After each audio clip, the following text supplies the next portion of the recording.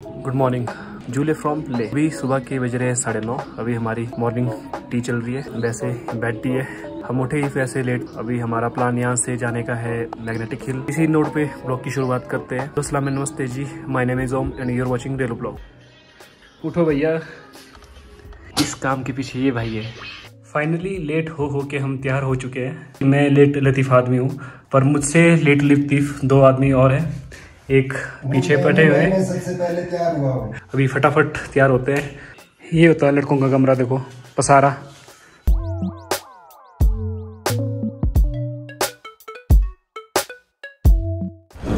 तो अभी आधा घंटा यहाँ पे लेट हो चुके हैं, क्योंकि जो आपका मैग्नेटिक हिल का है, यहाँ पे किसी ने नहीं बताया था कि मैग्नेटिक हिल का भी इनर लाइन परमिट लगता है। और इसी चक्कर में हम थोड़ा सा भी लेट हुए। भाइयों का एक्चुअली इनर लाइन परमिट नहीं बना था। मैंने सोचा था कि मैं कल बनाऊंगा इनका इनर लाइन परमिट। और भाई साहब, आप सभी लोग इस चीज़ का ध्यान रखना कि आपको मैग्नेटिक हिल जाना होगा तो आपको ज़रूरी परमिट लगेगा।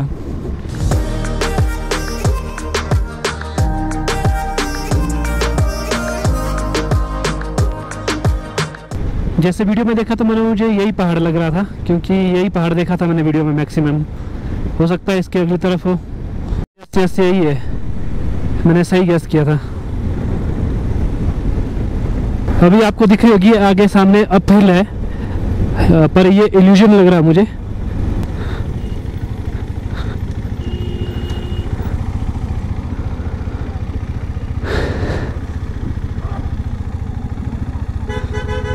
न्यूट्रल करके देखते हैं।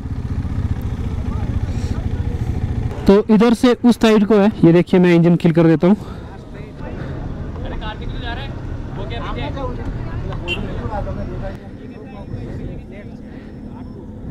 महसूस तो हो रहा है कि चल रही है आगे को बाइक। मेरी बाइक में तो कोई फर्क नहीं पड़ रहा। प्लास्टिक की शायद इसलिए नहीं खींच रही है। कोई असर नहीं है। आप पे चला चलो।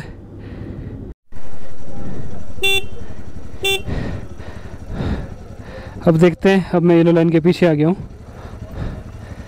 बढ़ तो रही है बाइक।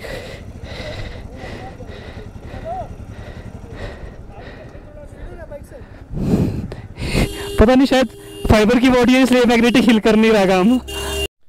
अपनी वाली को तो कुछ हुआ नहीं। शायद केटीएम फाइबर और प्लास्टिक का मिक्स बनाता है, तो शायद मैग्नेटिक हील इस पे काम नहीं कर रहा है, क्योंकि मैग्नेट सिर्फ फेरस आइटम पे काम करती है, लोहे वाली आइटम पे काम करती है तो है, पर कम ही है इसमें लोहा ना। बाकी एल्यूमिनियम का इंजन हो गया। अब देखते हैं बुलेट लोहे का कमाल देखते हैं। अब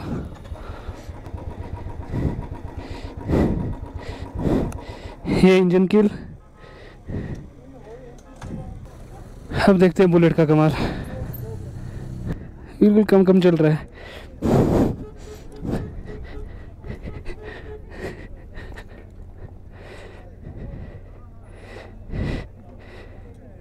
नहीं, खास कुछ नहीं फील हो रहा यार। चला कुछ की बाइक चढ़ गई। किसकी?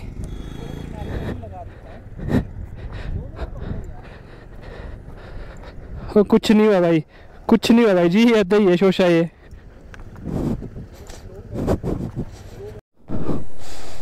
उधर से देख के कुछ समझ नहीं आ रहा था, अब समझ आ रहा है।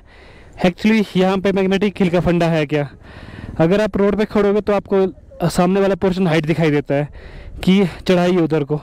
अगर मैं देखो से उतराई और कंटिन्यूस उतराई है, देखिए बाइक तो इधर जाएगी, पर मेरी बाइक तो यहाँ से हिली तक नहीं ना भाई की बाइक। बस ये तो ऐसे ही शोशा हो गया।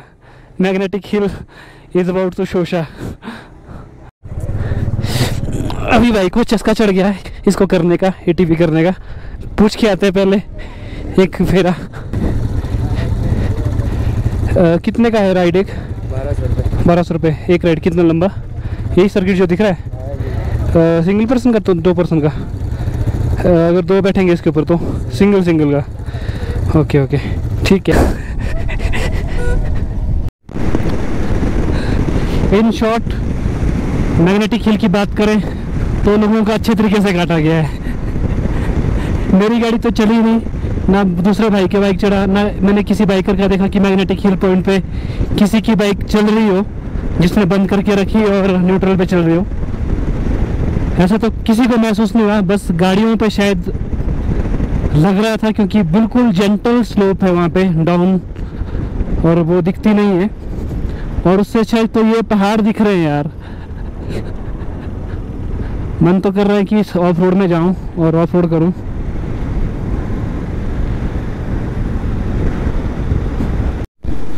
तो आते हुए हमने एक गुरुद्वारा देखा था, गुरुद्वारा पत्थर साहिब।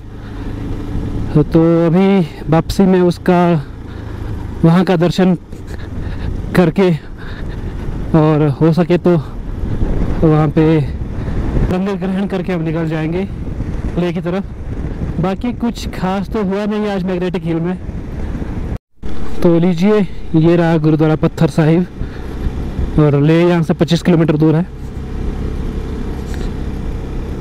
अभी देखते हैं, हम यहाँ पे दर्शन करेंगे और हो सके तो लंगर भी ग्रहण कर लेंगे।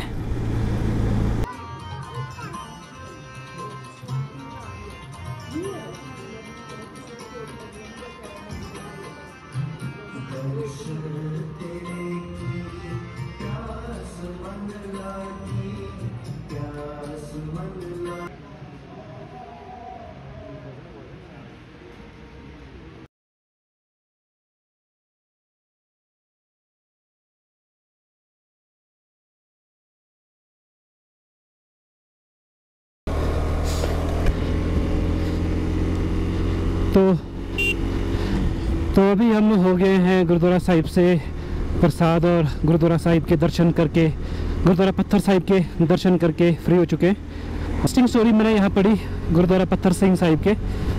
यहाँ पे कोई राक्षस रहता था कोई,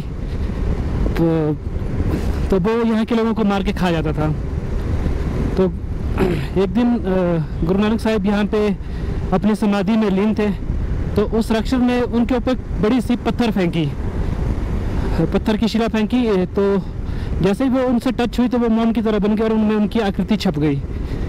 तो बाकी स्टोरी मैं आपको यहाँ पे स्क्रीन पे दे रहा हूँ, आप पढ़ लीजिएगा। क्योंकि मेरे से अगर कोई इन्फॉर्मेशन गलत चली जाएगी तो आप बाद में कमेंट बॉक्स में मेरी गलत बनाओगे।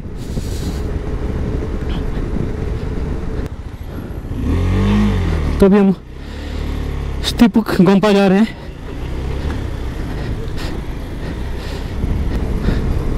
और बिल्कुल सही मस्त दिख रहा है एकदम से।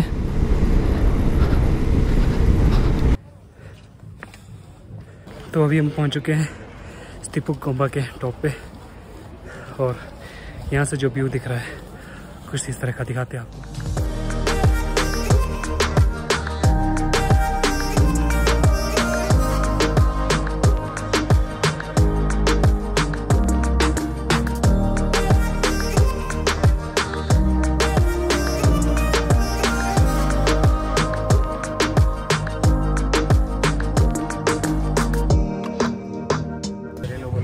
तो भाई स्टिपुक गोम्पा के टॉप पे पहुंच के कैसा लग रहा है आपको? जबरदस्त, लाजवाब, जिंदाबाद। आपका डायलॉग है, कॉपी करना पड़ेगा तो अभी हम गोम्पा से वापस जा रहे हैं लेह की ओर। मेरे ख्याल से सामने ही होगा। काफ़ी टाइम हमने यहाँ पे स्पेंड किया, ऑलमोस्ट 45 से 50 मिनट। तो अभी हम पहुंच चुके हैं शांति स्तूपा वाले रोड पे। तो यहाँ से दिख रहा है शांति स्तूपा का व्यू, और यहाँ से दिख रहा है पूरे लेह का व्यू।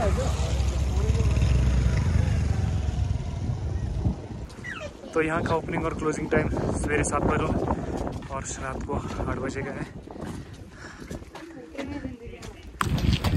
हेलमेट पहन के बालों की अच्छी तैसी बच जाती है। पूरे ऐसे लग रहा है कि 4-5 दिनों से नहाए नहीं है। तो पीछे व्यू देखो ना, क्या मस्त दिख रहा है पीछे का।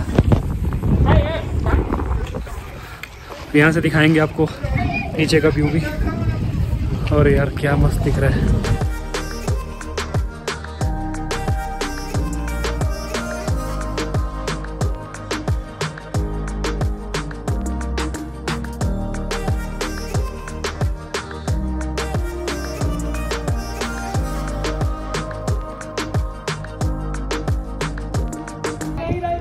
अभी उधर से एक रोड दिख रही है, ये सामने वाली, उधर से गाड़ियाँ भी जाते हुए दिख रही है। अब मुझे मालूम नहीं कि ये वाला है नुब्रा वाली वैली के लिए रोड कि कौन सा है।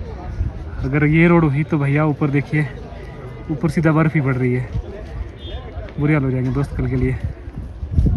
तो अभी ये कंफर्म हो गया कि कल हमने इसी टॉप से जाना है। अब कह रहे थे कि बर्फ़बारी होगी तो सवेरे 10-15 मिनट बर्फ़ पिघल जाएगी, 10-15 मिनट में अगर धूप लगे तो।